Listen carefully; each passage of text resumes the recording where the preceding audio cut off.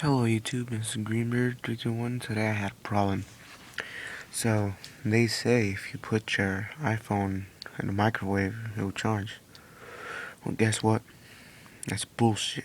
So, mine just got fried. I'm gonna tell you how to fix it. So, all I have to do is press the power and home button, and nothing will turn on. Or if it does, you're lucky. You're a lucky bastard. Then you just plug it in, and it will turn on. I know mine did.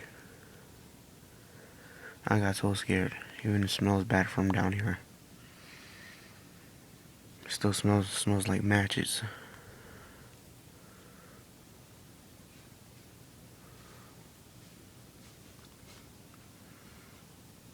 So yeah, I just saved myself.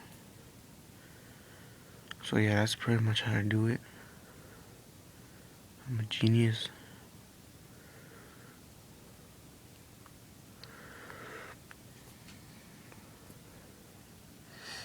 So yeah, don't try this.